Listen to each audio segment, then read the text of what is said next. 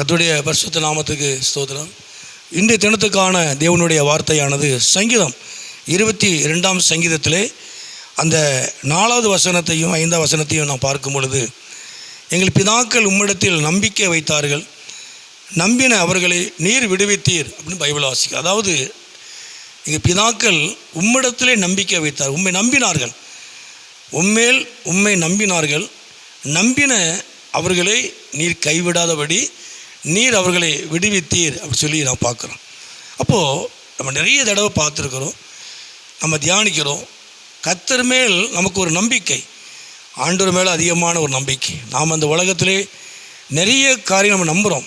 அதாவது நம்முடைய நம்பிக்கை அநேக இடத்துல இருக்கிறது. பெரியவங்க, குடும்பத்தில், பிள்ளைகள், நம்முடைய பொருளாதாரத்தில், நம்முடைய வேலையில் நம்பிக்கை பல விதங்களில் நம்ம வைத்திருக்கிறோம். ஆனால் ஆண்டவர் இதெல்லாம் ஆண்டவர் கொடுத்தது. நம்ம கொடுத்த பொருளாதாரம், நம்ம கொடுத்த வேலை, நமக்கு கொடுக்கப்பட்ட பிள்ளைகள் எல்லாமே கர்த்தர் கொடுத்தது. எல்லாமே நமக்கு கர்த்தர் கொடுத்தது. ஆனால் அது நமக்கு நம்பிக்கையாக இருக்காது. ஆனால் கர்த்தரை நம்பணும். கர்த்தர் கொடுத்ததல்ல, கொடுத்த கர்த்தரை நாம் நம்பும் பொழுது தேவன் நம்முடைய வாழ்க்கையில் ஒரு பெரிய காரியத்தை கர்த்தர் செய்வார். அதுதான் இந்த இடத்துல வாசிக்கிறோம். அதாவது பிதாக்கள் உம்மிடத்தில் நம்பிக்கை வைத்தார்கள், நம்பின அவர்கள் நீர் விடுவித்தீர். அப்போ கர்த்தர் மேலே வைத்திருக்கிற ஒரு நம்பிக்கை நம்முடைய வாழ்க்கையில் ஒரு பெரிய விடுதலையும் ஒரு பெரிய ஒரு ஆசீர்வாதத்தை இது கொண்டு வரும். அவர்கள் விடுவிக்கப்பட்டார்கள், அவர்கள் தப்பினார்கள். சத்துருக்கள் கையில் இருந்து அவர்கள் தப்பித்தார்கள். அவர்களை ஆண்டவர் விடுவித்தார்.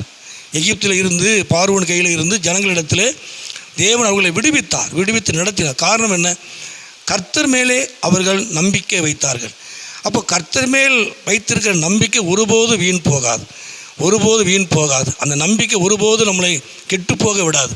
நிச்சயமாக நாட்களிலே கர்த்தர் மேல் வைத்திருக்கிற நம்பிக்கையானது அது உங்களுக்கு ஒரு விடுதலையும் ஒரு ஆசீர்வாதத்தையும் கொண்டு வரும். இந்த நாட்களிலே ஆண்டவர் உங்களை ஆசீர்வதிப்பார். நிறைய கருத்தை சொல்லலாம். கர்த்தரை நம்புகிறவன் செழிப்பான், கர்த்தரை நம்பியிருக்கிறவனை கிருபை சூழ்ந்து கொள்ளும், கர்த்தரை நம்புகிறவனோ உயர்ந்த அடைக்கலத்தில் வைக்கப்படுவான். அநேக ஆசீர்வாதங்கள் இருக்கிற நாட்களில் நீங்கள் கர்த்தரை நம்புங்க. தேவன் உங்கள் வாழ்க்கையில் நல்ல ஒரு விடுதலை, நல்ல ஒரு ஆசீர்வாதத்தை கர்த்தர் கொடுப்பார். அவர் உங்களை உயர்த்துவார், அவர் நாமத்தை மகிமைப்படுத்துவார். ஜெபம் பண்ணுவோமா? எங்களை அதிகமாக நேசிக்கிற நல்ல பிதாவே, அருமையான ஆண்டவரே, இந்த நேரத்துக்கு ஸ்தோத்திரம். இந்த சத்தத்தை கேட்குற எல்லாரையும் தேவன் ஆசீர்வதித்து நம்முடைய நாமத்தை மகிமைப்படுத்தும். மகிமையான காரியங்களை செய்யும். இயேசுவின் நாமத்தை ஜெபிக்கிறோம் நல்ல பிதாவே. ஆமேன், ஆமேன்.